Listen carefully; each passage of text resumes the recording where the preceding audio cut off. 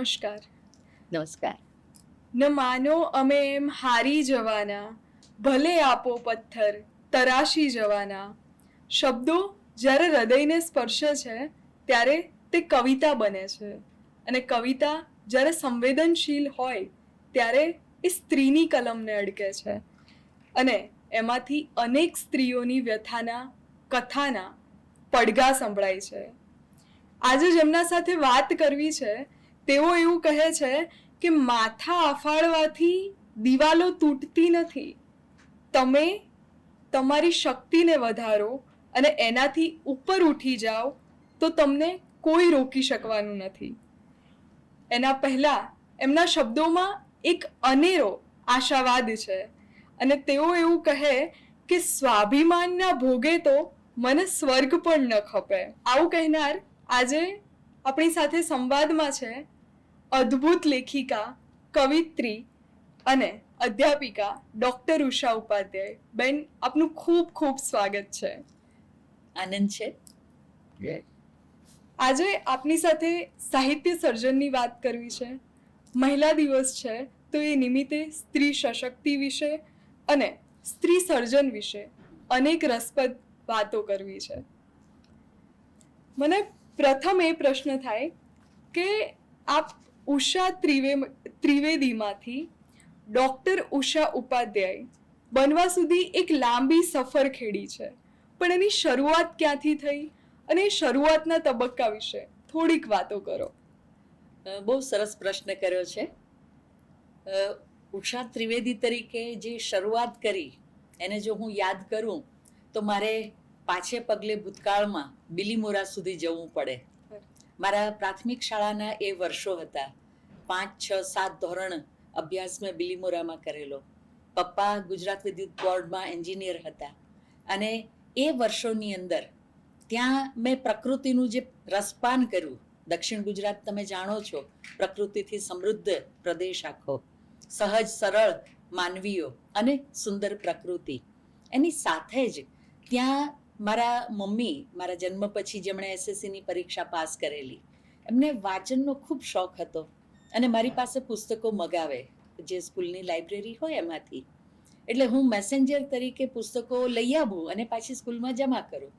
પણ મેં હંમેશા મમ્મીના હાથમાં પુસ્તકો જોયા અને મને રસ પડતો ગયો, અને મેં પણ ઘરમાં આવેલા પુસ્તકોમાંથી વાંચવાની શરૂઆત કરી. સ્વાભાવિક રીતે જ ક્યારેક મમ્મી કહેતી કે આ તમે વધારે મોટા થાવ પછી વાંચજો, આ હમણાં વાંચવા જેવું નથી, એમ કોઈ વાર કહે. પણ તેમ છતાં ઘણું બધું સાહિત્ય છે એ વાંચવાનો સમય અથવા તક મને એ પ્રાથમિક શાળાના વર્ષોમાં મળી. એટલે 7-8 ધોરણ સુધી હું પહોંચી ત્યાં સુધીમાં તો મુનશી, મેઘાણી, ધૂમકેતુ એ બધાને ઓળખતી થઈ ગઈ હતી. એમનું કંઈ ને કંઈ મેં વાંચેલું હતું. એટલે આ લાભ મને ત્યાં શરૂઆતમાં મળ્યો. ત્યાંથી આવી હું ભાવનગર. 8મું ધોરણ મેં મોસાળમાં કર્યું, અને મોસાળમાં કર્યું ત્યાં મારી વાંચન પ્રીતિને વળી પાછો વેગ મળ્યો. મારા મામા પણ વાંચનના એવા જ રસ્યા, એટલે એ યાત્રા વાંચનની મારી ચાલતી રહી. એ પછીના વર્ષો છે એ પાછા પાલીતાણામાં ધોરણ 9, 10 અને 11 પાલીતાણામાં મેં અભ્યાસ કર્યો, અને ત્યાં મને લાભ મળ્યો. શત્રુંજય પર્વત, એના યાત્રા સ્થાનો, એ ગિરિમાળા છે એના ઉપરના પ્રવાસો, ધાર્મિક હેતુથી બેનપણીઓ સાથે જતી, પણ મારું મન તો પ્રકૃતિની રમણીયતા એને સાથે સાથે માણતું જતું હતું. એટલે એ વર્ષોની અંદર એક બાજુ જૈન તીર્થો, જૈન સંપ્રદાય, જૈન ધર્મ છે એના જે વિધિ વિધાનો, પૂજા વિધિથી માંડી અને અનેક, એ બધાની સાથેનો પણ એક પરિપ્રેક્ષ્ય મનમાં સંકળાતો ગયો. એ પછીના વર્ષો એ કોલેજના હતા. ભાવનગરમાં ફરીથી પ્રી, FY, SY, TY અને MA સુધીનો અભ્યાસ ભાવનગરની SNDTની મહિલા કોલેજમાં અભ્યાસ કર્યો. મજાની વાત એ છે કે ત્યાં એટલું તો સમૃદ્ધ ગ્રંથાલય હતું, અને એટલા તો સારા ગ્રંથપાલ બહેન હતા કે જેને કારણે મને ત્યાં આગળ એમ કહીએ કે વાંચન પ્રીતિને પાંખો મળી. મેં સંસ્કૃતમાંથી ગુજરાતીમાં જે અનુવાદો થયા હતા એ બધા જ મેં BA થઈ ત્યાં સુધીમાં મેં વાંચી નાખ્યા એ લાઇબ્રેરીમાંથી. અને એ પછીના વર્ષો છે એ PhDના અભ્યાસ માટે રાજકોટ સૌરાષ્ટ્ર યુનિવર્સિટીમાં જવાનું થયું. ત્યાં વળી પાછો વાચન યોગ જુદી રીતે આરંભાયો, અને જે વિદેશી સાહિત્ય યુરોપીય સાહિત્ય, એના જે અનુવાદો ગુજરાતીમાં ઉપલબ્ધ હતા એ બધાનું વાંચન મેં એ વર્ષોમાં કર્યું. એટલે આમ હું ઉષા ત્રિવેદીમાંથી ઉષા ઉપાધ્યાય બની ત્યાં સુધીની મારી યાત્રા એ જુદા જુદા સ્થળે થતી રહી. એટલે સ્થળ બદલાતું રહ્યું, પરિવેશ થોડો બદલાયો, પણ એની સાથે બે વસ્તુ સતત રહી. એક પ્રકૃતિ, એનું સૌંદર્ય, એનું રસપાન, અને બીજું સાહિત્ય, એનું રસપાન. એટલે હું ઉષા ઉપાધ્યાય બની ત્યાં સુધીમાં મેં મારી શિક્ષણની યાત્રા એ પીએચડી સુધી આગળ ધપાવી લીધી હતી. અને સાથે સાથે જે એક ફળદ્રુપ ભૂમિ કહીએ સર્જન માટેની, એવું સરસ વાંચન પણ મેં કર્યું હતું. એનો મને આનંદ છે. ખૂબ સુંદર. સાહિત્ય અને સાહિત્ય સાથે તમારો પ્રકૃતિનો લગાવ સતત તમારી કવિતાઓમાં, તમારા ગીતોમાં દેખાતો આવે છે કે ક્યાંક નભ આવે, ક્યાંક ગુલમોહર આવે, ક્યાંક નદી આવે, પર્વતો આવે, અને એ સતત તમે જેમ કીધું એમ પ્રકૃતિ અને સાહિત્ય તમે લઈને ચાલ્યા છો. એના પછી મને એક ઉત્સુકતા થાય કે તમે 22 વર્ષથી વધુ સમય વિદ્યાપીઠમાં ગાળ્યો. તો એ અનુભવ કેવા રહ્યા?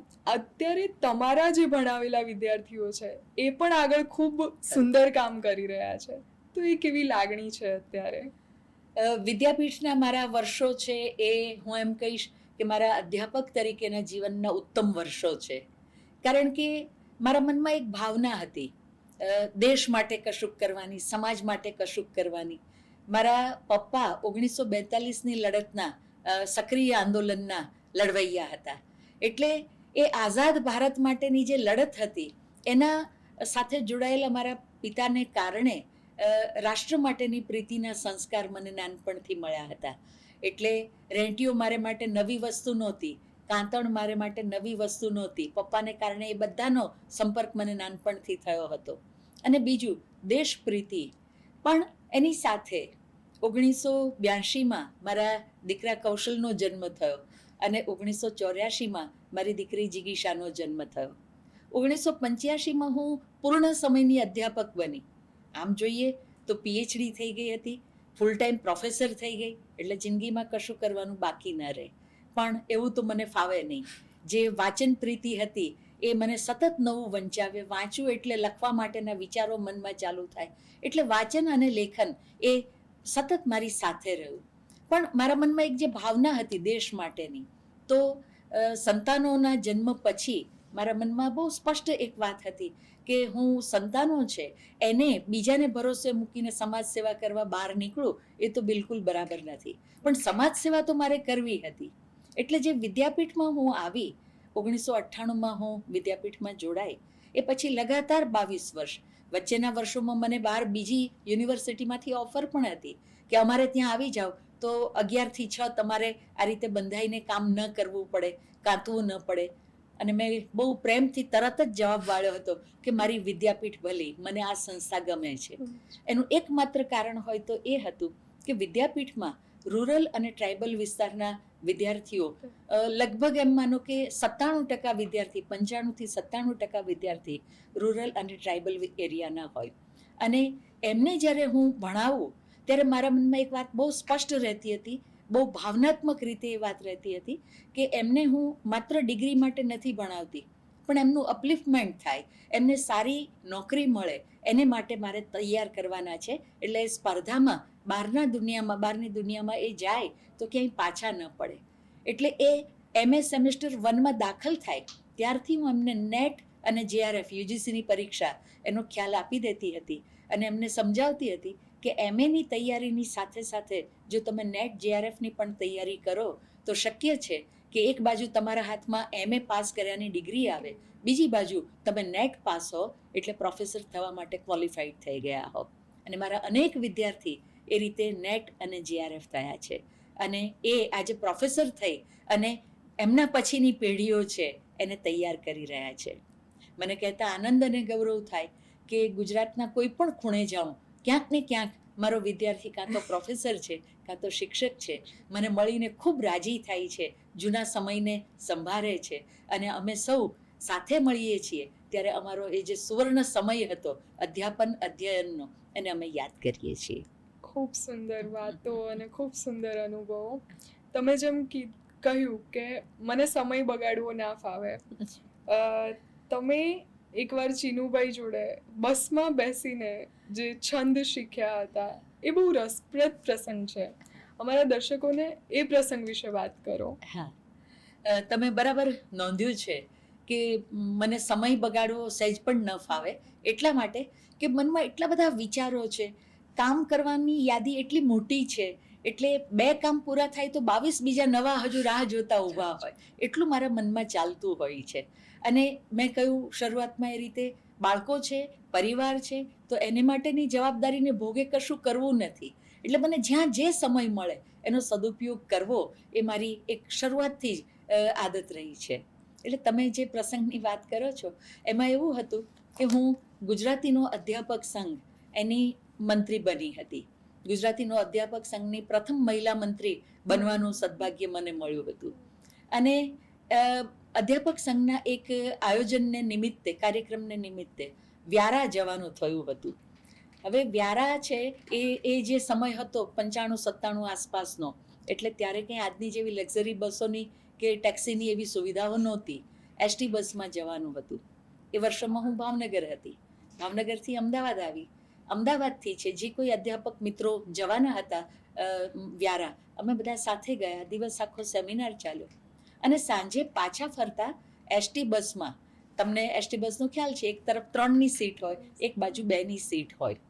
તો 3ની સીટની એક છેડે હું બેઠી હતી, 2ની સીટની એક છેડે ચીનુભાઈ બેઠેલા હતા. વચ્ચે બધા મુસાફરો તો પાછા ઉભેલા જ હતા છૂટાછવાયા. અને વ્યારાથી અમદાવાદ સુધીનો રસ્તો જે કાપવાનો હતો, એ સમયમાં હું બુક રિવ્યૂઝ ખૂબ લખતી હતી. દરેક મેગેઝિનમાં મારા લેખ હોય જ. એ ઉપરાંત છાંદસ કવિતા અને ગીત એ પણ મારા સામયિકોમાં પ્રકાશિત થતા હતા. પણ ગઝલ હજુ હું લખતા શીખી નહોતી. એટલે ચીનુભાઈ બેઠા હતા અને બસ શરૂ થઈને મારા મનમાં વિચાર આવ્યો કે ચીનુભાઈ બેઠા છે, અત્યારે એમણે બીજું કશું કામ નથી કરવાનું, તો હું આ સમયનો લાભ લઉં. અને મેં એમને પ્રશ્ન કર્યો. મેં કહ્યું કે ચીનુભાઈ, મને ગઝલ સમજાવો, ગઝલ કઈ રીતે લખાય, ગઝલના છંદ વિશે વાત કરો. અને તમને જાણીને આશ્ચર્ય થશે કે ચાલુ બસે નહીં એસી, નહીં સુવિધાઓ, અને એ જે ખખડ ખખડ થતી બસ હતી, અને ટ્રાફિકની વચ્ચે ચીનુભાઈ છે એમણે ગઝલ છે એના છંદો વિશેની પ્રાથમિક સમજ મને આપી. લઘુ કોને કહેવાય, ગુરુ કોને કહેવાય, અને 1-2 છંદ છે એ છંદનું બંધારણ મને સમજાવ્યું. એટલે અમદાવાદ પહોંચતા સુધીમાં આ બધી વાતચીત ચાલી અને મનમાં એ વાતને મેં બરાબર ઝીલી લીધી હતી.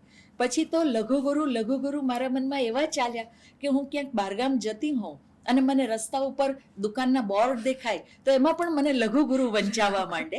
એટલે આ રીતે હું એમની પાસેથી ગઝલના છંદ વિશેની પ્રાથમિક સમજ મેળવી, કેટલાક છંદ વિશેની પ્રાથમિક જાણકારી મેળવી, અને પછી તો એક અંદર ઉત્સાહ હતો, એક લગ્ની હતી. એટલે પછી તો આપોઆપ જે છંદ હું શીખી, શેર છંદમાં જ ઉતરી આવે, હું સ્કેન કરું તો છંદમાં કંઈ એમાં ત્રુટિ ન હોય, એ રીતે પછી આગળ વધવાનું થયું. કેવું અદ્ભુત કહેવાય કે બસના ખખડાટમાં તમે જે ગઝલ શીખ્યા એને સમગ્ર સાહિત્ય જગતમાં એક નવો સન્નાટો ઊભો કરી દીધો. ખૂબ સુંદર. આપનો પ્રથમ કાવ્ય સંગ્રહ આવ્યો જળ બિલ્લોરી, હા, એ વખતની અનુભૂતિ કેવી હતી? ખરેખર એ તમે યાદ કર્યું, મને ખૂબ ગમ્યું. મેં હમણાં કહ્યું એ રીતે મેગેઝિનોની અંદર મારા પુસ્તકની સમીક્ષાના લેખો ખૂબ આવતા હતા. કવિતાઓ પણ પ્રકાશિત થયા કરતી હતી દરેક મેગેઝિનમાં, અને લોકો મને ઓળખતા થયા હતા. એવો એ સમય હતો 98 આસપાસનો. અને એ સમયે ધીરુભાઈ પરીખ, એ કવિલોક ટ્રસ્ટ છે એનું સંચાલન કરતા હતા. કુમાર કવિલોક મેગેઝિનનું પણ એ સંપાદન કરતા હતા. એમનો ફોન આવ્યો કે ઉષાબેન, તમે જે કવિતા લખો છો અમે વાંચતા હોઈએ છીએ, અને તમારો પહેલો કાવ્ય સંગ્રહ કવિલોક ટ્રસ્ટ કરે તો કેવું, જો તમે સંમતિ આપો તો કવિલોક ટ્રસ્ટની નવ્ય કવિ શ્રેણી છે, એક નવ્ય કવિ શ્રેણી, એમાં અગાઉ વિનોદ જોશીનો પહેલો કાવ્ય સંગ્રહ પ્રકાશિત થયો હતો, યજ્ઞેશ દવેનો પણ પહેલો કાવ્ય સંગ્રહ પ્રકાશિત થયો હતો. એ શ્રેણીમાં મને આમંત્રણ અપાયું કે તમે સંમતિ આપો તો તમારો કાવ્ય સંગ્રહ પ્રકાશિત કરીએ. તો મારે માટે એ આનંદની ઘટના હતી કે મારે પ્રકાશક, નહીંતર પહેલા કાવ્ય સંગ્રહ માટે તો પ્રકાશક શોધવો પડે, અને કવિતા છે એ પ્રકાશિત કરવા ભાગ્યે જ કોઈ પ્રકાશક તૈયાર હોય. મારે એવું કશું જ ન કરવું પડ્યું. બહુ જ ગૌરવભેર મને મારા પ્રથમ પુસ્તક અને એ પણ કાવ્ય સંગ્રહને માટે આ રીતે આમંત્રણ મળ્યું. એટલે એનો મને ખરેખર આનંદ અને ગૌરવ બંને હતા. અરે વાહ, એ પછી તો કેટલા સંગ્રહો આવ્યા અને એમાં સૌથી સુંદર તો અરુંધતીનો તારો. એમાં નારીવાદના પણ ઘણા ગીતો છે કે કવિતાઓ છે. એક નવો છાંટો છે અને એક નવો વિચાર છે. એ વિશે વાત કરો કે અરુંધતીનો તારો આ કેવી રીતે આવ્યું અને આ કેવી રીતે સર્જાયું નામ. એમાં એવું છે કે પુષ્કળ વાંચ્યું છે એને કારણે એક સમૃદ્ધ જે પરિવેશ છે મારા મનમાં પડેલો છે. હું કંઈ પણ જોઉં તો મને એની સાથે બીજી 4 વસ્તુ છે એ ક્લિક થવા માંડે છે મનમાં. પ્રવાસો પણ પુષ્કળ કર્યા છે. પ્રવાસ મારો શોખ છે. વાંચન અને પ્રવાસ એ બે એમ કહીએ કે મારા જીવનનું ચાલક બળ છે એમ કહીએ તો ચાલે. એટલી એને માટેની પ્રીતિ છે. અને એટલે ઘણું બધું વાંચ્યું છે, વિચાર્યું છે. અને એની સાથે સાથે મેં હમણાં કહ્યું એમ વિવેચનના ક્ષેત્રે પણ શરૂઆતથી જ હું જોડાયેલી રહી. એટલે અંદર એક વિવેચક પણ બેઠો છે. એટલે સીધું કથન નહીં, મુખર કવિતા નહીં, પ્રતીકો દ્વારા છે એ અભિવ્યક્તિ સદાય કવિતાની કળાત્મકતા સચવાય અને વાત વ્યક્ત થાય તો એ રસ્તો મને પસંદ છે. હું એવું માનું કે જો મારે સીધું કથન જ કરવાનું હોય તો હું અખબારની કોઈ કોલમમાં મારી વાત મૂકી જ શકું છું, અખબારી કોલમમાં. પણ જો મારે કવિતા લખવી છે તો પછી એ કવિતાની શરતે લખાવી જોઈએ, એનું કાવ્યત્વ સચવાય અને સાથે સાથે મેસેજ પણ જાય, એ બંને વસ્તુ થવી જોઈએ. આ એક ભાવ મનમાં હતો અને એ રીતે અરુંધતીનો તારો એની કવિતાઓ લખાતી ગઈ. અને ખાસ કરીને જે અરુંધતીનો તારો એ જે છે તો મારા પપ્પા છે એ નક્ષત્રોના ખૂબ જાણકાર હતા. હું કોલેજમાં ભણતી એ વર્ષોમાં ઘણી વખત મને આકાશમાં બધા નક્ષત્રો ઓળખાવતા કે આ ચિત્રા નક્ષત્ર છે, આ સ્વાતિ નક્ષત્ર છે, આ સપ્તર્ષિ છે, ઓળખાવતા. અને એમ પછી હું જાતે નક્ષત્રો જોતી અને એમાં જોતી કે સપ્તર્ષિ નક્ષત્રને છેડે જે 7મો તારો અરુંધતીનો એ બહુ ઝાંખો ઝાંખો પ્રકાશતો હોય. અને મારા મનમાં એક સિમિલી આવી કે સ્ત્રી આમ જોવા જઈએ તો ઘરનું કેન્દ્રબિંદુ છે, પરિવારનું કેન્દ્રબિંદુ છે, સમાજનું પણ એ રીતે કેન્દ્રબિંદુ ગણાય, પણ સમાજ એવું માનતો નથી અને હંમેશા એ હાંશિયામાં રહે છે.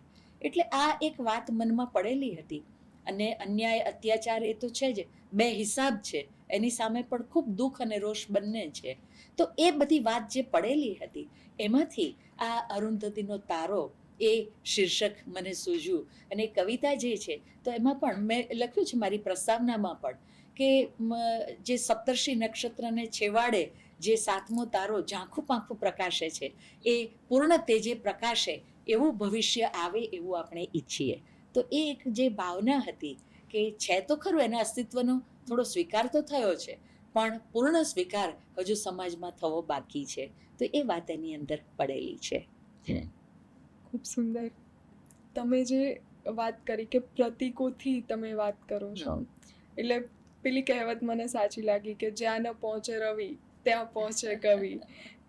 એમાં પણ તમે જે નભ વચ્ચે આ કયો ખલાસી જળની ઝાડ ગૂંથે છે, મને આ પણ પૂછવું છે કે આ વિચાર કેવી રીતે આવ્યો, નભમાં જઈને ખલાસી ઝાડ ગૂંથે છે. એટલે આ એક કલ્પનાશીલ ચિત્તનું પરિણામ છે એમ મારે સૌથી પહેલાં તો કહેવું જોઈએ. મને રાતના વહેલા જાગી અને કામ કરવાની ટેવ. એ ટેવ પાછળનું કારણ પણ એવું છે, મેં હમણાં કહ્યું એ રીતે કે 1985માં હું પૂર્ણ સમયની પ્રોફેસર થઈ ગઈ. પ્રોફેસર થતાં પહેલાં પીએચડી તો થઈ જ ગઈ હતી. એટલે આમ જોઈએ તો કશું જ નહોતું કરવાનું. મોજ કરો, ખાઓ પીઓ ને મોજ. પણ એવું તો નહીં. સ્વાધ્યાય, વાંચન, લેખન એ મારું જીવન હતું.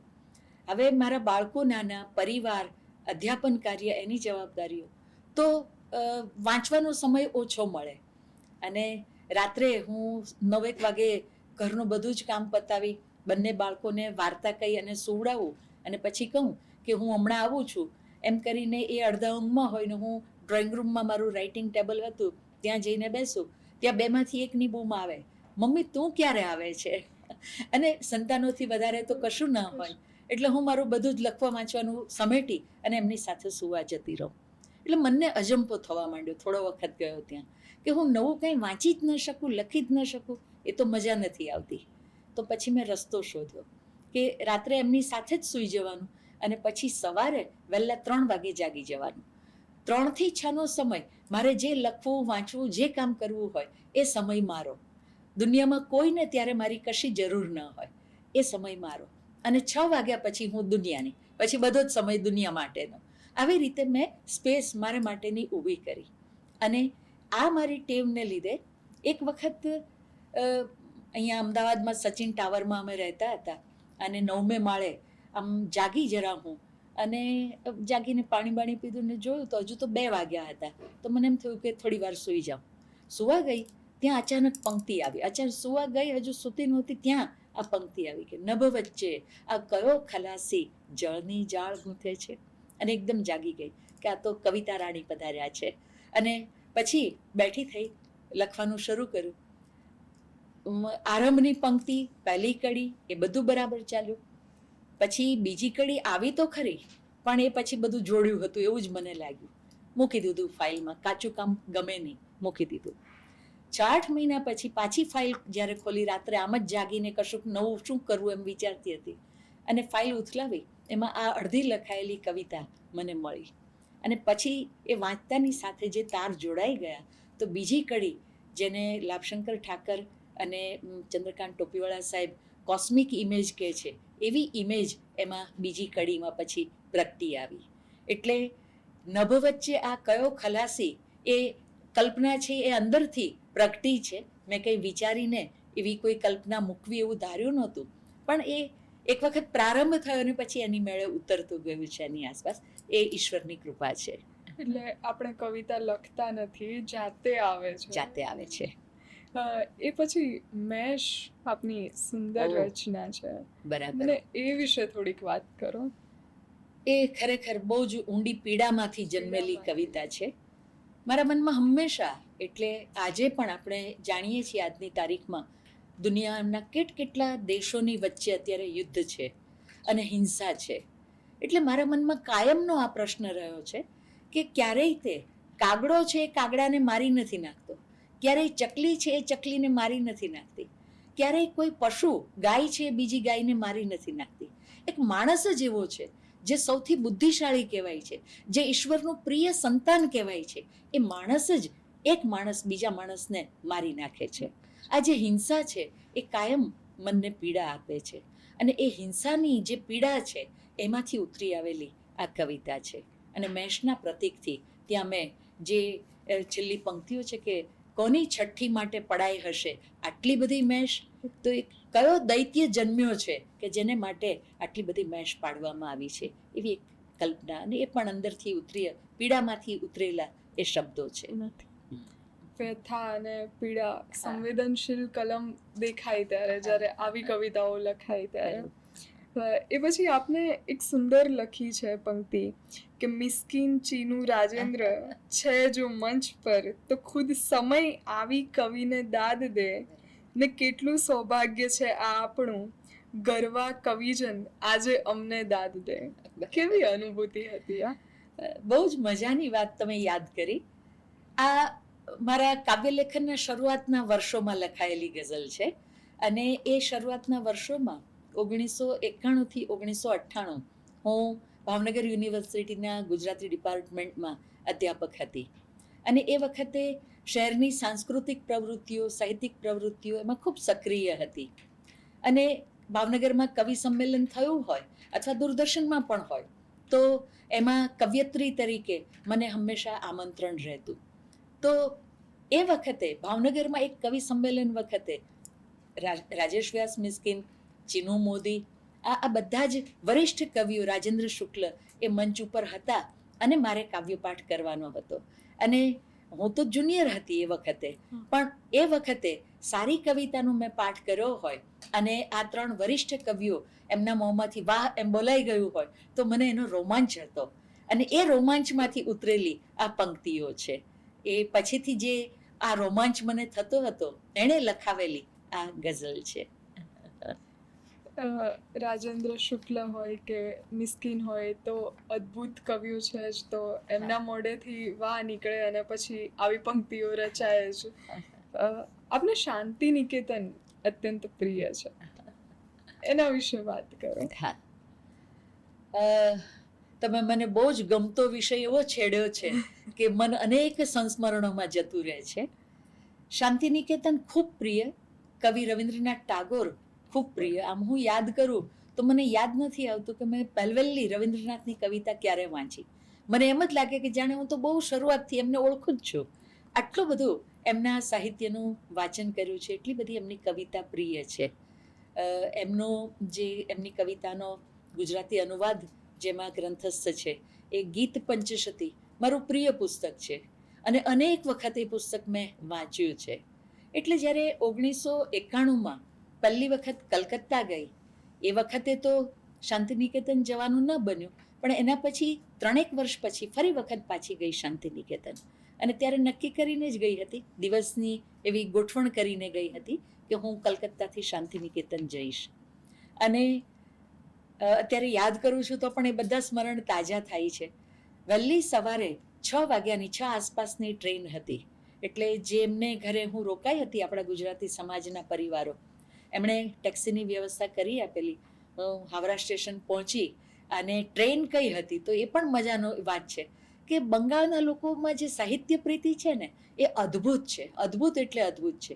એ ટ્રેનનું નામ એ હતું ગણદેવતા એક્સપ્રેસ, જે બહુ જ પ્રસિદ્ધ પ્રતિષ્ઠિત એવી નવલકથા છે તારાશંકર બંદોપાધ્યાયની, એના ઉપરથી એ ટ્રેનનું નામ. એ ટ્રેન મને બોલપુર લઈ જવાની હતી અને હું બોલપુર સ્ટેશને ઉતરી. મારી પાસે એક આખા દિવસનો સમય હતો. રાત્રે પાછી કલકત્તા આવવાની હતી અને મેં ત્યાં ઉતરી અને જે પેડલ રિક્ષા, એ વખતે ત્યાં માત્ર પેડલ રિક્ષાનું ચલણ હતું, તો એક રિક્ષાવાળાની સાથે નક્કી કર્યું આખા દિવસને માટે. અને પછી એ રિક્ષામાં આખો દિવસ, આખું શાંતિનિકેતન છે એ ફરીને બધું જ મેં જોયું. અને જોતી જાઉં અને મનમાં સ્મરણો તાજા થાય કે એમણે આ કવિતામાં આમ કહ્યું છે, આ કવિતામાં આમ કહ્યું છે, આ વાર્તામાં આમ છે, આમાં આલેખન આ પ્રકારનું છે. એટલે ટાગોર નહોતા, પણ ટાગોર માટેની કલ્પનાઓ સતત એ પરિસરમાં મારી સાથે ને સાથે હતી. નોબેલ પુરસ્કાર જે હવે તો ચોરાઈ ગયો અને ફરી પાછો રિપ્લેસ બીજો મુકાયો, પણ મેં અસલ નોબેલ પ્રાઇઝનો એમનો પુરસ્કાર એ પણ એ વખતે ત્યાં આગળ એમના સંગ્રહાલયમાં જોયો. બહુ જ અદ્ભુત અનુભૂતિ હતી. અને એ પછી તો અનેક વખત શાંતિનિકેતન ગઈ છું. એટલે એ મારી પ્રિય જગ્યા છે. શાંતિનિકેતનનો આખો પરિસર, એની પાસે વહેતી કોપાઈ નદી, ત્યાં વહેતા બાઉલના ગીતો, આ બધી જ વસ્તુઓ છે એ એક સાથે મારા ચિત્તમાં એવી સંગ્રહાઈ છે કે યાદ કરું અને તરોતાજા થઈ જાઉં. શાંતિનિકેતન અને ટાગોર બંનેના સ્મરણો હાલે અત્યારે એવું લાગ્યું કે આપણી સાથે જ છે. તમે વાત કરતા હતા ત્યાં બેઠા બેઠા શાંતિનિકેતન પહોંચી જવાયું. આજે મહિલા દિવસ છે અને એ વિશે વાત કરવી છે. સાહિત્યમાં સ્ત્રીઓનું સ્થાન શું છે અને એ વિશે જો છેડવો હોય તો તમારો પર્યાય કહી શકાય એવો જુઈ મેળો. આ વિચાર કેવી રીતે આવ્યો અને જુઈ મેળાની શરૂઆત કેવી રીતે થઈ, એ વિશે થોડીક વાત કરો. ખૂબ સરસ વાત કરી, બહુ મહત્વનો મુદ્દો છે આ. નીતા રામૈયાની એક કવિતા છે ઇતિહાસ નામની, અને એની આ પંક્તિઓ છે કે તમે આખું પાનું બન્યા. પિતૃસત્તાક સમાજને કહે છે, પુરુષ વર્ગને, કે તમે આખું પાનું બન્યા અને અમે હાંસિયામાં પણ નહીં. આ ફરિયાદ નીતા રામૈયાએ ઇતિહાસ નામની એમની કવિતામાં કરી છે. એક અધ્યાપક તરીકે અને એક જિજ્ઞાસુ તરીકે મેં ગુજરાતી સાહિત્યના તમામ સાહિત્યના ઇતિહાસો છે એ વાંચ્યા, એનો અભ્યાસ કર્યો છે. એટલે એમાં પણ મેં જોયું છે કે જેટલી સ્પેસ સ્ત્રીના સર્જનને મળવી જોઈએ એટલી સ્પેસ એમાં મળી નથી. જે આપણા બહુ જ પ્રસિદ્ધ કવયત્રીઓ હોય, જેમ કે મીરાબાઈ છે કે ગંગા સતી છે, તો એને વિશે વિસ્તારથી લખાયું હોય, પણ મધ્યકાળમાં માત્ર એટલા જ કવયત્રીઓ નહોતા, ઘણા બધા હતા. એટલે એ મારા ધ્યાન પર આવતું હતું કે ઇતિહાસની અંદર આ એક ગેપ, આ એક જે કહે ને કે એવો ખાલી ખૂણો છે કે જે ભરવાની જરૂર છે. એટલે મેં શરૂઆત તો કરી હતી, લગભગ 2010માં મેં શરૂઆત કરી અને નારી લિખિત સાહિત્ય છે એને વિશેના કામ શરૂ કર્યા. આમ તો 2010 પહેલાં 2007માં મેં નારી સપ્તક શ્રેણી એટલે સ્ત્રી લિખિત સાહિત્યના સંપાદનની શ્રેણી કરી. એ પછી અકાદમી, ગુજરાત સાહિત્ય અકાદમી, એમની પાસે દરખાસ્ત મૂકી અને મધ્યકાલીન કવયત્રી અને અર્વાચીન કવયત્રીઓ એમની કવિતાનો ઓથેન્ટિક એક એન્થોલોજી મેં તૈયાર કરી 2 ભાગની અંદર. એટલે એ કામ તો મેં કર્યા હતા, પણ 2017માં હીરાબેન પાઠકનો જન્મ શતાબ્દી વર્ષ આવ્યું. હીરાબેન પાઠક એમણે કવિ તરીકે બહુ મોટા છે એવું નથી, પણ એમણે જે નારી લિખિત કવિતા, એમાં એક નવો વળાંક એમનાથી શરૂ થયો. જે સાચા અર્થમાં કાવ્યત્વ કહીએ એ તરફની ગતિ એમનાથી શરૂ થઈ. ઉપરાંત વિવેચક તરીકે તો એમના જેટલી પ્રબુદ્ધ કલમ એ સમયમાં કોઈનીએ નહોતી લેખિકાઓમાં. તો આટલું ઉત્તમ કામ કરનાર છે, એમના જન્મ શતાબ્દી વર્ષે આખા ગુજરાતમાં એક પણ નાનો એવો કાર્યક્રમ પણ ન થયો, કોઈ એમને યાદ ન કર્યા. એક સાહિત્યિક સંસ્થા સાથે હું જોડાયેલી હતી, ત્યાં જરા ઉલ્લેખ થયો કે શતાબ્દી વર્ષ કોના કોના છે, એમાં ઉલ્લેખ થયો, પણ આયોજન તો એકે એમને માટેનું ન થયું. આ વાતે મારા મનને ધક્કો આપ્યો કે હીરાબેન પાઠક તો હજુ ગઈકાલના કહેવાય, હજુ તો મેં પણ એમને પ્રત્યક્ષ જોયા સાંભળ્યા છે, એટલે કંઈ બહુ દૂરના ભૂતકાળની વ્યક્તિ નથી. આટલું જલ્દી ગુજરાત એને ભૂલી જાય, આવું તો ન થવું જોઈએ. અને એ ધક્કો છે એણે મને જુઈ મેળાની સ્થાપના કરવા માટે પ્રેરી.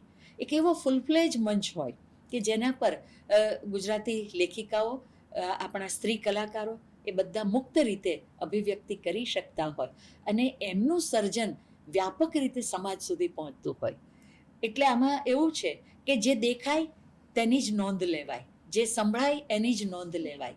તો સ્ત્રી સાહિત્ય છે એને ફૂલફ્લેજ મંચ મળે એ જરૂરિયાત મને જણાય આ એક ઘટનાથી. અને અગાઉ જે બધા કામ કર્યા હતા એ તો પશ્ચાદભૂમાં હતા જ નારી લેખન માટેના, અને એમાંથી આ રીતે જુઈ મેળોની શરૂઆત થઈ. પણ એક વાત આની સાથે કહી દઉં કે મેં વિચાર્યું કે માત્ર ગુજરાતી લેખિકાને માટે ફૂલફ્લેજ મંચ નથી કરવો. ભારતીય લેખિકાઓ વાર્ષિક અધિવેશન હોય ત્યારે ભારતની જેટલી શક્ય એટલી ભાષાના લેખિકા જોડાય. એ એટલા માટે કે આદાન પ્રદાનથી જ ક્ષિતિજ વિસ્તાર થાય. મારી માતૃભાષા ગુજરાતી છે, ઉત્તમ છે, મને ગમે છે, પણ હું ગુજરાતી એને જ હું ભેગું કરું તો પછી બંગાળીમાં શું લખાય છે, મરાઠીમાં શું લખાય, તમિલ, તેલુગુ, એના સ્પર્શ વગર લેખિકાઓનું જે સાહિત્ય છે એ એકાંગી બનતું જાય, મોનોટોનસ પણ થાય. એટલે પહેલેથી પરિકલ્પના હતી કે ભારતીય લેખિકાઓ. પછી મેં વિચાર્યું કે હું ભારતીય લેખિકા સંમેલન એવું નામ આપું તો એ તો એકેડેમિક નામ છે, કોઈ પણ આ નામ આપી શકે. પોતાનું આઈડેન્ટિફિકેશન ઊભું થાય એવું કશું આ નામમાં છે નહીં. પછી કવિ છું એટલે વિચાર કરતાં કરતાં એક સિમિલી મનમાં આવી કે જુઈના ફૂલો નાજુક સુંદર હોય છે, સ્ત્રીઓ પણ નાજુક અને સુંદર હોય છે, ખાલી બાહ્ય રીતે સુંદર નહીં.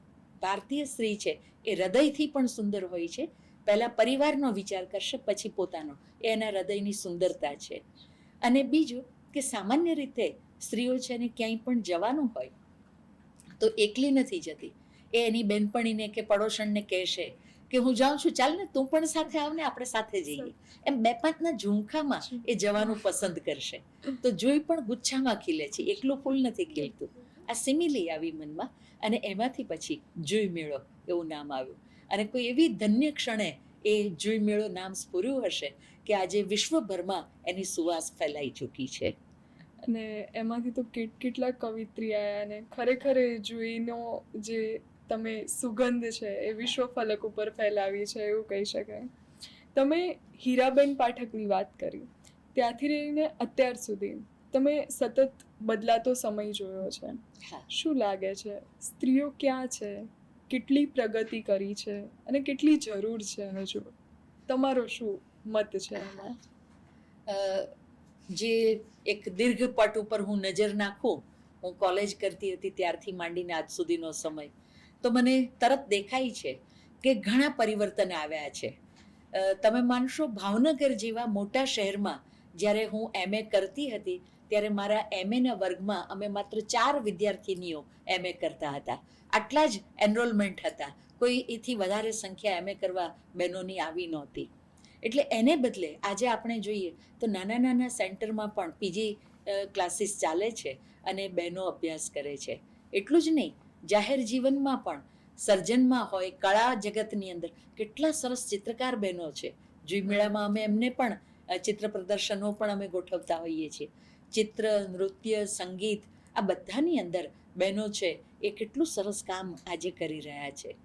પરિવર્તન તો ઘણું થયું છે, પણ એક જે નથી થયું પરિવર્તન એ સમાજની માનસિકતાનો. સ્ત્રી છે એને દેવી પણ નથી બનવું અને દાસી પણ નથી બનવું. એને એક વ્યક્તિ તરીકે એની સંવેદનાનો, એના અસ્તિત્વનો સ્વીકાર જોઈએ છે. એ સ્વીકાર મોટે ભાગે આપણને જોવા નથી મળતો. આજે પણ નાના સેન્ટરની વાત જવા દો, મોટા સેન્ટરમાં પણ એવું થતું હોય છે કે એની નોંધ, એની સુંદરતાની નોંધ લેવાશે, એની બુદ્ધિની નોંધ છે એ ઓછી લેવાશે. તો આ એક સૂક્ષ્મ પણ બહુ મહત્વની વાત એવી જે જોવા મળે છે.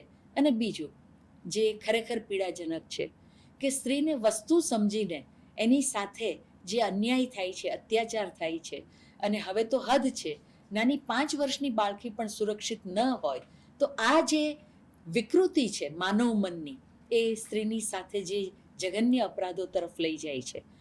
સારું પણ ઘણું બધું થયું છે, પણ ખરાબ છે એનો પણ અતિરેક થઈ રહ્યો છે. એટલે સમાજ કઈ તરફ જઈ રહ્યો છે એની ચિંતા થાય એવો પણ આ સમય છે. પણ એટલું ચોક્કસ કહીશ, બહેનોમાં જાગૃતિ આવી છે. એ પોતે વાંચે છે, વિચારે છે, અભ્યાસ કરે છે.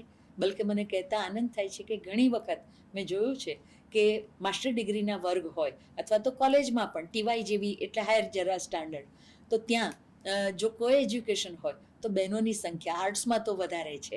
એટલે બહેનો ઘરની બહાર નીકળે છે, અભ્યાસ કરે છે, પોતાની કારકિર્દી વિશે વિચાર કરે છે. પણ જરૂર છે એ સમત્વની. પુરુષ દ્વેષી બનવાની જરૂર નથી અને સ્વતંત્રતાને નામે સ્વચ્છંદી થવાની પણ જરૂર નથી. પરિવાર એ આપણા સમાજનું મહત્વનું એકમ છે એટલું જ નહીં, પરિવાર એ માનવ અસ્તિત્વને હૂંફ આપનારું એવું પરિબળ છે કે જેને અવગણીને તમે વ્યક્તિ તરીકે જો જીવવા માંગતા હો તો છેવટે એ અધોગતિ અને વિનાશ તરફ જ લઈ જાય. એ સ્થિતિ માટે પણ આંખ ખુલ્લી રાખવાની જરૂર છે. સમાજ બંને દિશા તરફ વધી રહ્યો છે, ગતિએ છે અને અધોગતિએ છે. એ વ્યક્તિ પર નિર્ભર થાય છે. સાચી વાત. સ્ત્રી સશક્તિ અને સ્ત્રી બદલાવ ને એ જે આવ્યું, એના સાથે સાથે એક શબ્દ આવ્યો, નારીવાદ. બરાબર છે. તમારા મતે નારીવાદની શું વ્યાખ્યા છે? તમે શેને કહો છો કે આ નારીવાદ છે? નારીવાદ એ પશ્ચિમમાંથી આવેલી સંજ્ઞા છે. મૂળે ફેમિનિઝમ એ શબ્દ છે. એટલે ઘણા બધા જે ઇઝમ્સ આવ્યા સાહિત્ય જગતની અંદર, અસ્તિત્વવાદ આવ્યો છે કે એબ્સર્ડિઝમ આવ્યું છે, એ બધા જે વાદ આવ્યા છે, એ રીતે નારીવાદ પણ એક સાહિત્યિક પ્રયુક્તિ તરીકે અને એક સામાજિક પરિવર્તન માટેની લડતના ભાગરૂપે પશ્ચિમમાં છે એ વિકસ્યો અને આપણે ત્યાં એ શબ્દ આવ્યો છે. 200-300 વર્ષ સુધી જે યુરોપની અંદર ચળવળ ચાલતી રહી, આર્થિક સમાનતા માટેની લડતથી શરૂ કરી અને વ્યક્તિ સ્વાતંત્ર્ય સુધીની વાત, જુદા જુદા લેયર્સ છે એમાં. એટલે એમાં માર્ક્સવાદી ફેમિનિઝમ પણ હોય, લિબરલ ફેમિનિઝમ પણ હોય, રેડિકલ ફેમિનિઝમ, આ બધા એના લેયર્સ છે. પણ આપણા ભારતના સંદર્ભમાં જો વિચાર કરીએ તો આપણે ત્યાં નારીવાદ સંજ્ઞા જરૂર આવી છે, એને વિશેની વિચારણાઓ પણ જરૂર થઈ છે. પણ નારીવાદી સાહિત્ય, જેને શુદ્ધ નારીવાદી સાહિત્ય કહે, એટલે કોઈ લેખક એને તમે નારીવાદી એવું લેબલ આપો કે જેણે માત્ર નારીવાદને કેન્દ્રમાં રાખીને લખ્યું હોય, એવું સામાન્ય રીતે નથી. નીતા રામૈયા છે તો મેં હમણાં જ ઉલ્લેખ કર્યો એ રીતે એમણે નારીવાદી કવિતાઓ આપી. જેમ કે એમની એક કવિતાની પંક્તિ છે કે પતિનું સૌભાગ્ય ઈચ્છતી પત્નીના ગળામાં જો મંગળસૂત્ર હોય તો પત્નીનું સૌભાગ્ય ઈચ્છતા પતિના ગળામાં કયું સૂત્ર હોય છે. આવી ધારદાર વાણીમાં એમણે લખ્યું છે. અથવા એમણે લખ્યું છે એક કવિતામાં કે એ છોકરી છે, છોકરી છે, છોકરી છે એવું એટલી બધી વાર એણે સાંભળ્યું કે એ છેવટે ફોતરી બની ગઈ, એટલે નગણ્ય બની ગઈ, પોતાના અસ્તિત્વની ઓળખ ગુમાવી દીધી. આવા તાર સ્વરે નીતા રામૈયાએ લખ્યું છે. પણ આ પ્રકારે સતત લેખન ગુજરાતી સાહિત્યમાં આવ્યું નથી.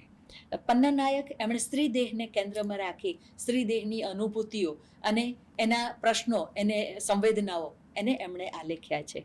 પણ અને હિમાંશીબેન શેલત, એમને ખાસ યાદ કરવા પડે કે એમણે જે ગણિકા છે એ પણ છેવટે નારી છે, એનું પણ એક આત્મસન્માન છે. એને કેન્દ્રમાં રાખીને બહુ જ, એટલે કળા બિલકુલ સચવાતી હોય વાર્તા કળાની દ્રષ્ટિએ, અને પ્રશ્ન પણ તાર સ્વરે પ્રગટતો હોય એવી સજ્જ કલમથી એમણે ઘણી બધી વાર્તાઓ આપી છે. પણ તેમ છતાં નારીવાદને જો આપણે ભારતીય સંદર્ભમાં જોવો હોય તો જરૂર કહેવું પડે કે પશ્ચિમનો નારીવાદ એ આપણે ત્યાં યથાતથ ઉતરી આવે એ શક્ય એટલા માટે નથી કે પશ્ચિમની પરિસ્થિતિઓ જુદા પ્રકારની છે, વિચારધારા જુદા પ્રકારની છે, અને ભારતીય પરિવેશ અને વિચારધારા એ જુદા પ્રકારના છે. એટલે આપણે ત્યાં પશ્ચિમી નારીવાદ જે આત્યંતિક છે એવો આત્યંતિક નારીવાદ આપણે ત્યાં શક્ય નથી. આપણે ત્યાં મોડિફાઈડ આપણા પરિવેશને અનુકૂળ સ્ત્રી સ્વાતંત્ર્ય જરૂરી છે, પણ પરિવારને ત્યજીને નહીં, પરિવારને તોડીને નહીં, એ ભાવ આપણે ત્યાં હંમેશા રહેવાનો છે. એ વાત સાચી છે. આપણે જુઈ મેળામાં કામ કર્યા છે, ઘણી કવિત્રીઓ આવી છે, અદ્ભુત લખાણો થયા છે. તમને શું લાગે છે કે હજુ જરૂર છે કે હજુ શું કામ કરવાનું છે, થઈ જાય છે, કે તમારે શું કરવું છે હવે? બરાબર, બહુ સરસ વાત કરી. મેં હમણાં કહ્યું એ રીતે બહેનો એમની પાસે ક્રિએટિવિટી તો પડી છે, સર્જનશીલતા છે એમની પાસે. એ સંતાનને જન્મ આપે છે, સૌથી મોટી સર્જનશીલતા છે એમની. પણ એ ઉપરાંત પણ કળાઓની અંદર એ પોતાના સંવેદનને, પોતાની કલ્પનાઓને અભિવ્યક્ત કરે એ ક્ષમતા પડેલી છે. પણ એ ક્ષમતાને બહાર લાવવાની જરૂર છે, એને થોડું રક્ષણ મળે, પોષણ મળે, એની પણ જરૂર છે.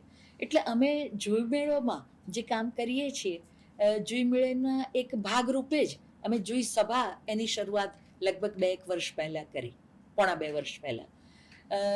જુઈમેળો કાર્યક્રમ વાર્ષિક અધિવેશન માર્ચમાં થાય, એ ઉપરાંત વર્ષ દરમિયાન નાના મોટા કવિયત્રી સંમેલન થતા હોય, જુઈમેળો કવિયત્રી સંમેલન. પણ પછી વિચાર્યું કે જે થોડું ઘણું લખે છે, મથામણ કરે છે, એને માર્ગદર્શનની જરૂર છે, એને થોડી વધારે ધાર નીકળે કલમને એની જરૂર છે. અને એટલા માટે અમે જુઈ સભાની શરૂઆત કરી.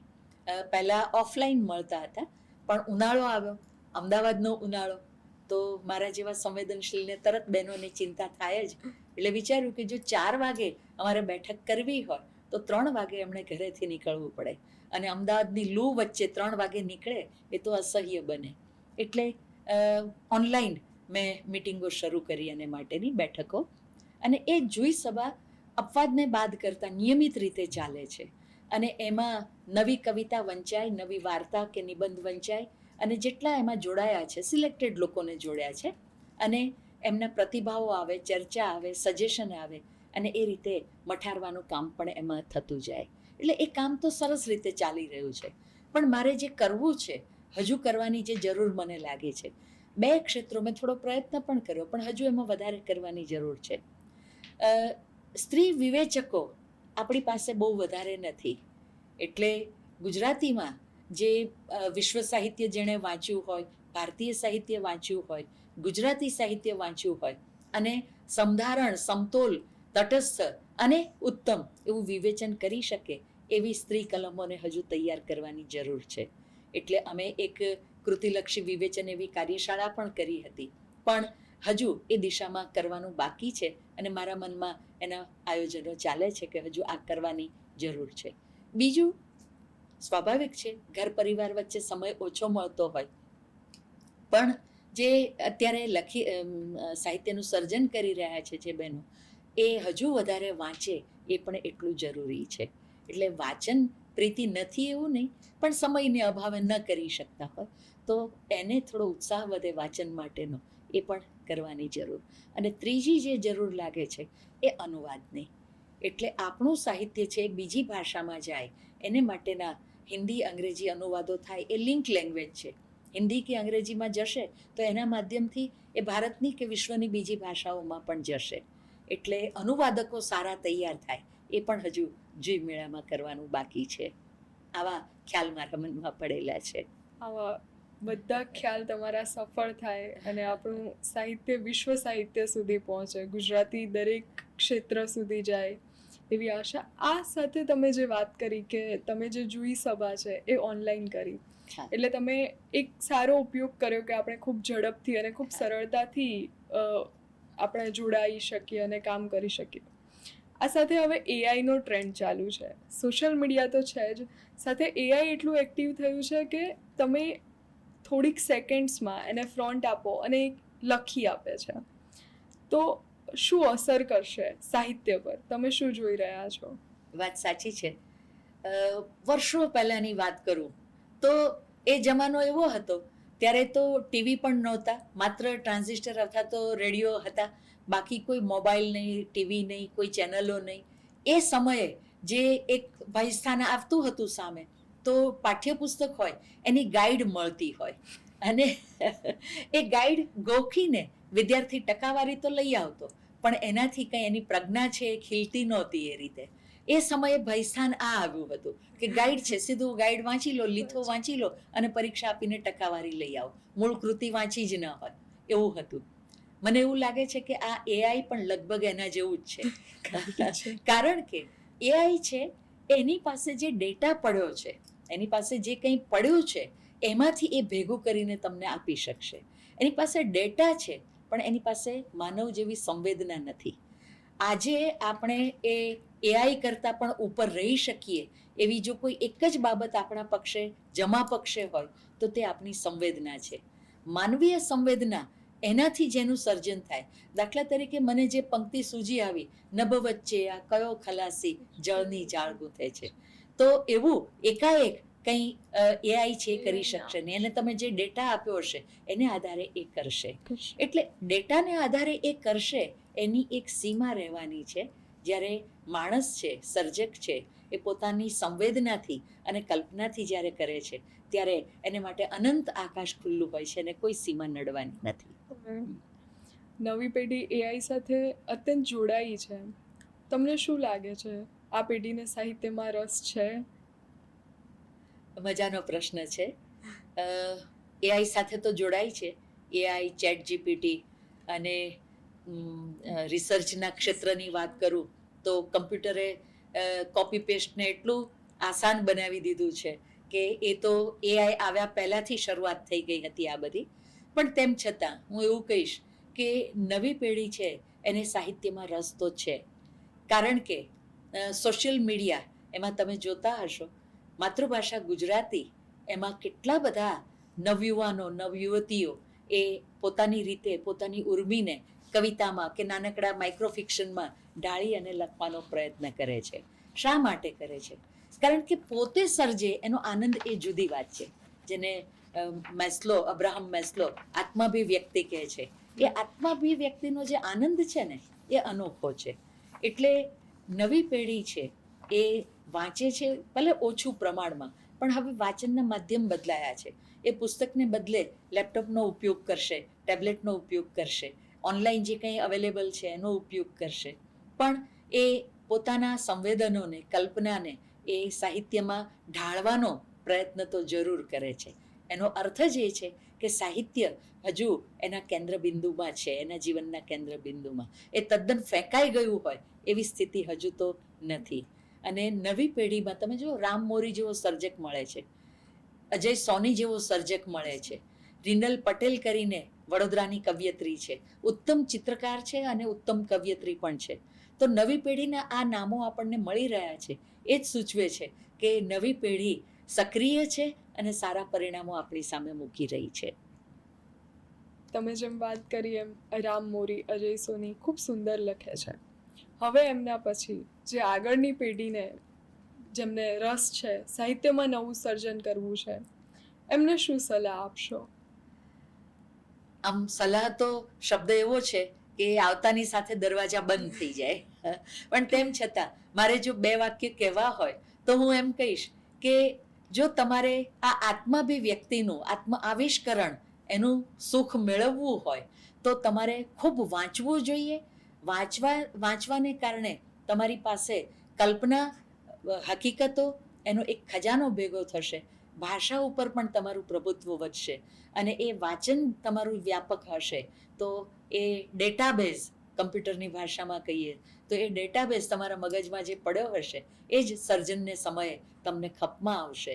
સારા સર્જક બનવું હોય તો જરૂરી નથી કે તમે પીએચડીની ડિગ્રી મેળવો તો જ સારા સર્જક થઈ શકાય. તમે જીવનની પાઠશાળામાંથી પણ ઘણું બધું વાંચી શકો. પન્નાલાલ પટેલ, એણે યુનિવર્સિટીનું પગથિયું ચડ્યા જ નહોતા. દર્શક, જે આપણા બહુ મોટા લેખક અને મારા તો પ્રિય લેખક, એ પણ યુનિવર્સિટીનું પગથિયું ચડ્યા નહોતા, પણ એમણે પુષ્કળ વાંચ્યું હતું.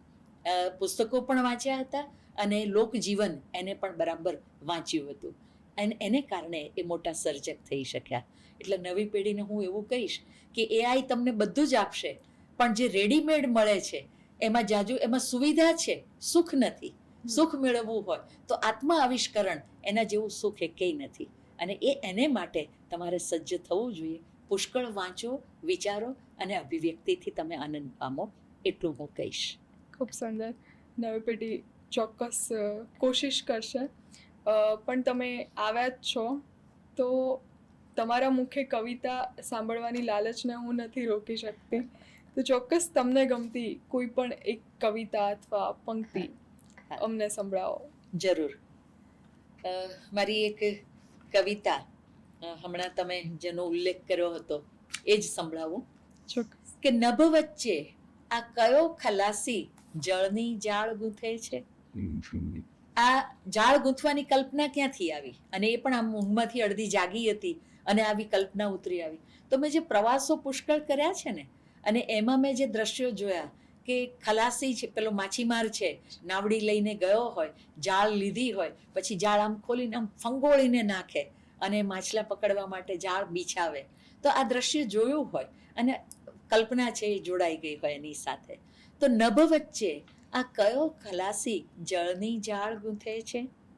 જાળ ગૂંથીને ઊભો થતામાં ખેસ જરા ખંખેરે, પલક વારમાં ગોરંભાતા નભને ઘનવન ઘેરે.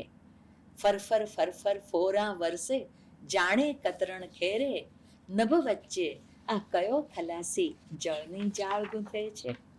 અને બીજી કડી કે ત્રમજૂટ વરસે નભથી જ્યારે, ત્રમજૂટ વરસે નભથી જ્યારે જાળ ધીવરની ભાસે, ફંગોળી ફેલાવી નાખી પૃથ્વીનું મીન ફાંસે. અરે પલકમાં મત્સ્ય ધરાનું આભે ખેંચી જશે, આખી પૃથ્વીને આકાશમાં ખેંચી લેશે. અરે પલકમાં મત્સ્ય ધરાનું આભે ખેંચી જશે, નભ વચ્ચે આ કયો ખલાસી જળની જાળ ગૂંથે છે. નભ વચ્ચે આ કયો ખલાસી જળની જાળ ગૂંથે છે. અદ્ભુત. તમે આ જે સાહિત્યમાં ખેડાણ કર્યું છે એ માટે એક ભેટ સ્વરૂપે એક બતાવું છું. હા હા. ઉષા ખીલવે સુગંધી જુઈ વેલે આંબે આબને.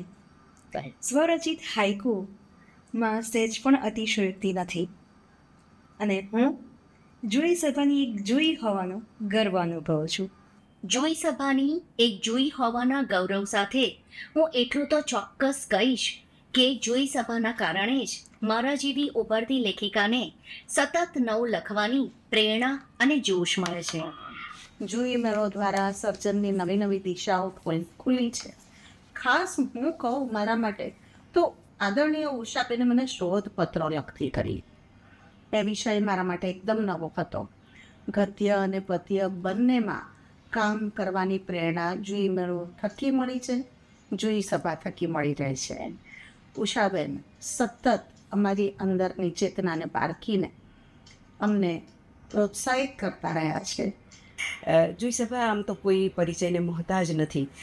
મારા વિકાસની વાત કરું તો હું છેલ્લા 2 વર્ષથી નિયમિત રીતે જોઈ સભા સાથે જોડાઉં છું અને કાવ્ય પઠન કરું છું.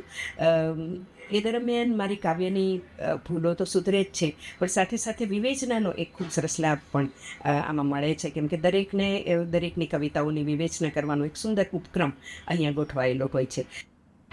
જુઈ મેળો જેના સૂત્રધાર કર્ણધાર ડૉક્ટર ઉષાબેન ઉપાધ્યાય છે અને સાહિત્ય તથા સંસ્કૃતિનો મહાન મેળાપ જેવો ઉત્સવ એ જ છે જુઈ મેળો. જુઈ મેળો સાથે પ્રથમ વર્ષથી સંકળાયેલા હોવાનો આનંદ છે. આદરણીય ઉષાબેનના નેતૃત્વ હેઠળ ચાલતો જુઈ મેળામાં ગુજરાતની તો ખરી જ, પણ દેશની અને આંતરરાષ્ટ્રીય લેખિકા કવયત્રીઓને પણ મળવાનું બન્યું. જુઈ મેળાની વિસ્તરતી ક્ષિતિજોને સલામ. નિષ્પક્ષ ભાવે બધી જ સખીઓને પ્રેરણા આપતા મુરબ્બી ઉષાબેન ઉપાધ્યાયનો ખૂબ ખૂબ આભાર અને એમના આશીષ હંમેશા છત્રછાયા બની રહે. દર અઠવાડિયે મળતી આ જોઈ સભા એક ઉદ્દીપકનું કામ કરે છે. મારી અંદર રહેલા સર્જકને સ્ટિમ્યુલેટ કરે, ધક્કો મારે, અને મારું સર્જન તેથી ક્વોલિટી અને ક્વોન્ટિટી બંને બાબતમાં સઘન બન્યું છે. થેન્ક યુ જોઈ સભા, thank you Ushaben, thank you સખીઓ. શ્રી ઉષાબેન માટે એટલું કહેવાનું મન થાય કે અમે ઝાડમાં ફક્ત ગગન આંખ ઉજાડ્યું, અમે પંખી એકેને ચૂકી જવાના. છે મારામાં રહેલા હાસ્ય તત્વને પારખીને મને જુઈ મેળા દ્વારા સતત પ્રોત્સાહન આપ્યું છે. જુઈ સભાના પ્રણેતા પૂજ્ય વિદુષી ઉષાબેનનો અમને સૌને સાથે રાખીને પ્રોત્સાહિત કરવા બદલ, અમારી અંતરની ઉર્મિઓને શબ્દદેહ આપવા માટે સતત પ્રેરણા આપવા બદલ જેટલો આભાર માનીએ એટલો ઓછો છે. હું પોતે મારી વાત કરું તો જ્યારે 3 વર્ષ પહેલાં આ સભા સાથે જોડાઈ હું, ત્યારે હું માત્ર અછાંદસ લખતી હતી. આજે હું વાર્તા, લઘુકથા, માઇક્રો ફિક્શન અને ગીતો લખું છું. જોઈ સભાથી મને જે માર્ગદર્શન પૂરું પડ્યું છે એના માટે મારી પાસે શબ્દો નથી. ઘણી બધી બહેનોના તો હવે પુસ્તકો પણ પ્રકાશિત થયેલા છે, અને સંગીત શક્તિ કલયુગેમાં માનો તો એમ, અને રાઇટિંગ ઇઝ અ થેરાપી એ વાતને માનીએ તો એમ. ડૉક્ટર ઉષાબેન આ બંને વાતને બહુ જ સારી રીતે જાણે છે. આ જોયા પછી, આટલું કર્યા પછી હવે શું અનુભવાય છે, અને આટલું કર્યા છતાંય એ શું છે કે તમારામાં એ સહજતા હજુ સુધી જળવાયેલી છે?